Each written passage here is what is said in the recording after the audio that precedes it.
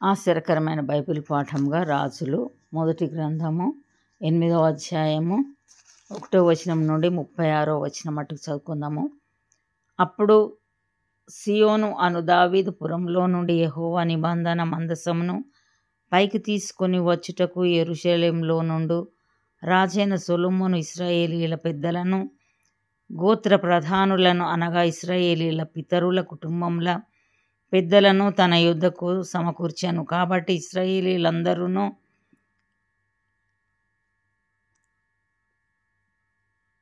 ఏతనీమను 7వ మాసమందు పండుగ కాలంన రాజైన సొలొమోను నొద్దకు కూడుకొనిరి. ఇశ్రాయేలీల పెద్దలందరూ రాగా యాజకులు యెహోవా మందసమును ఎత్తి దాన్ని తీసుకొని వచ్చిరి. ప్రత్యక్ష గుడారంలోనున్న పరిశుద్ధ ఉపకరణములను యాజకులను లేవీయులను తీసుకొని రాగా రాజైన సొలొమోనును అతని యుద్ధకు కూడి వచ్చి ఇశ్రాయేలీలకు సమాజకులందరూ మందసం ముందర నిలువబడి లెక్కింప శక్యం గాని గొర్రెలను ఎడ్లను బలిగా అర్పించిరి. మరియు యాజకులు యెహోవా నిబంధన మందసమును తీసుకొని దాని స్థలంలో అనగా మందిరపు గర్భాలయమగు అతి పరిశుద్ధ స్థలంలో కెరూబుల రెక్కల క్రింద దానిని ఉంచిరి. కెరూబుల రెక్కలు మందస స్థానం మీదికి చాపబడెను. ఆ కెరూబులు మందసమును దాని దండెలను పైతట్టున కమ్మెను. వాటి కొనలు గర్భాలయం ఎదుట పరిశుద్ధ స్థలములోనికి కనబడునంత పొడవుగా ఆ దండెలుంచబడెను గాని ఇవి బయటికి కనబడలేదు. అవి నేటి వరకు అక్కడనే ఉన్నవి. ఇశ్రాయేలీయులు ఐగుప్తు దేశంలో నుండి వచ్చినప్పుడు యెహోవా వారితో నిబంధన చేయగా మోషే తాను హోరేబునందు ఆ పలకలను మందసములో ఉంచెను. దానిలో ఆ 2 రాతి పలకలు తప్ప మరి ఏమీయూ లేకపోయెను. యాజకులు పరిశుద్ధ స్థలములో నుండి బయటికి వచ్చినప్పుడు మేఘము యెహోవా మందిరమును నింపెను.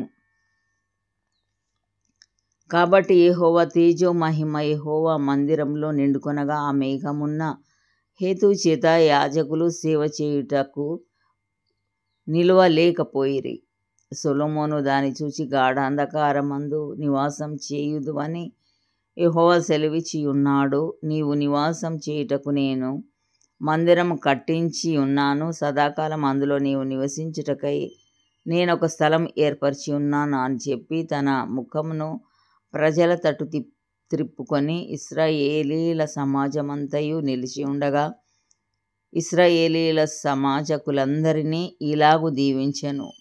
నా తండ్రి అయిన దావీదు నాకు మాట ఇచ్చి దాన్ని నెరవేర్చిన ఇశ్రాయేలీల దేవుడైన యెహోవాకు స్తోత్రం కలిగి ఉండునుగాక. నేను ఇశ్రాయేలీలకు నా జనులను ఐగుప్తులో నుండి రప్పించిన నాట నుండి నా నామం దాని అందుండునట్లుగా ఇశ్రాయేలీల గోత్రస్థానములలో ఏ పట్టణంలోనైనాను మందిరమును కట్టించుటకు నేను కోరలేదు గాని ఇశ్రాయేలీలకు నా జనుల మీద దావీదును ఉంచుటకు నేను కోరి ఉన్నాను అని ఆయన సెలవిచ్చెను. ఇశ్రాయేలీల దేవుడైన యెహోవా నామం ఘనతకు ఒక మందిరమును కట్టించవలెనని నా తండ్రి అయిన దావీదునకు మనస్సు పుట్టగా యెహోవా నా తండ్రి అయిన దావీదుతో సెలవిచ్చినదేమనగా, నా నామ ఘనతకు ఒక మందిరం కట్టించుటకు నీవు తాత్పర్యం కలిగి ఉన్నావు. ఆ తాత్పర్యము మంచిదే. అయినను నీవు మందిరమును కట్టించకూడదు. నీ నడుములో నుండి పుట్టబోవు నీ కుమారుడు నీ నామ ఘనతకు ఒక మందిరమును కట్టించును. తాను సెలవిచ్చిన మాటను యెహోవా నెరవేర్చి ఉన్నాడు. నేను నా తండ్రి అయిన దావీదునకు ప్రతిగా నియమింపబడి యెహోవా సెలవు చొప్పున ఇశ్రాయేళ్ల మీద సింహాసనాసీనుడనై ఉండి ఇశ్రాయేలీల దేవుడైన యెహోవా నామ ఘనతకు మందిరమును కట్టించి ఉన్నాను.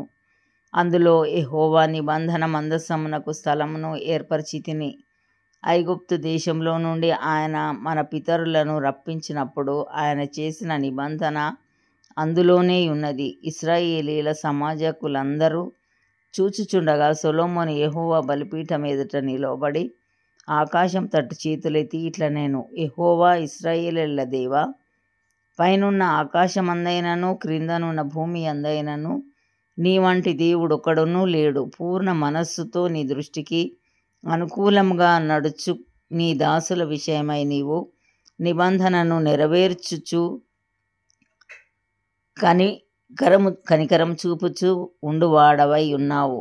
నీ దాసుడైన నా తండ్రి అగు దావీదునకు నీవు చేసిన వాగ్దానమును స్థిరపరిచి నీవిచ్చిన మాటను నేడు నెరవేర్చి ఉన్నావు. యెహోవా ఇశ్రాయేలీల దేవా, నీ కుమారులు సత్ప్రవర్తన గలవారై నీవు నా ఎదుట నడిచినట్లు నా ఎదుట నడిచిన ఎడల నా దృష్టికి అనుకూలుడై ఇశ్రాయేలీల మీద సింహాసనాసీనుడగు వాడు నీకుండక మానడని సెలవిచ్చితివి. నీవు నీ దాసుడును నా తండ్రియు నగు దావీదునకు ఇచ్చిన వాగ్దానమును స్థిరపరచుము. ఇశ్రాయేలీల దేవా, దయచేసి నీ దాసుడును నా తండ్రియునైన దావీదుతో నీవు సెలవిచ్చిన మాటను నిశ్చయపరచుము. నిశ్చయముగా దేవుడు ఈ లోకమందు నివాసం చేయడు. ఆకాశ మహాకాశములు సహితము నిన్ను పట్టజాలవు. నేను కట్టించిన ఈ మందిరం ఎలాగు పట్టును? అయినను యెహోవా నా దేవా, నీ దాసుడునైన నా ప్రార్థనను విన్నపమును అంగీకరించి ఈ దినమున నీ దాసుడునైన నేను చేయు ప్రార్థనను పెట్టుమొర్రను ఆలకించుము. నీ దాసుడునైన నేను చేయు ప్రార్థనను దయతో అంగీకరించున్నట్లు నా నామము అక్కడ ఉండునని ఏ స్థలమును గూర్చి నీవు సెలవిచ్చితివో ఆ స్థలమైన ఈ మందిరం తట్టు నీ నేత్రములు రేయింబగలు తెరవబడి ఉండునుగాక. మరియు నీ దాసుడనైన నేనును నీ జనులైన ఇశ్రాయేలీయులను ఈ స్థలము తట్టు తిరిగి ప్రార్థన చేయునప్పుడెల్లా నీ నివాస స్థానమైన ఆకాశమందు విని మా విన్నపము అంగీకరించుము. వినున్నప్పుడెల్లా మమ్మను క్షమించుము. ఎవడైనను తన పొరుగువానికి అన్యాయం చేయగా అతని చేత ప్రమాణం చేయించుటకు అతని మీద ఒట్టు పెట్టబడిన ఎడల అతడు ఈ మందిరమందున్న నీ బలిపీఠం ఎదుట ఆ ఒట్టు పెట్టునప్పుడు నీవు ఆకాశమందు విని నీ దాసులకు న్యాయం తీర్చి హాని చేసిన వాని తల మీదికి శిక్ష రప్పించి నీతిపరుని నీతి చొప్పున వానికి ఇచ్చి వాని నీతిని నిర్ధారణ చేయుము. మరియు ఇశ్రాయేలీలగు నీ జనులు నీకు విరోధముగా పాపం చేయుట చేత తమ శత్రువుల ఎదుట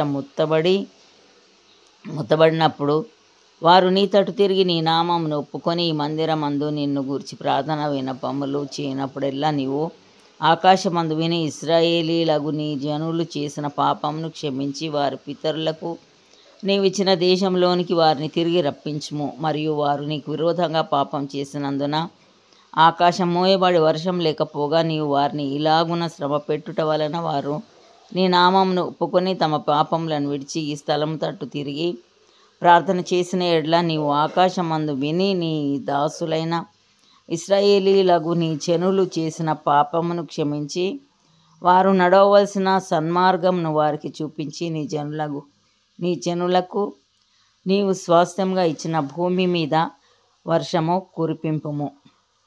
ఇంతటితో ఈ దినం కొరకైన బైబిల్ పాఠము సరి.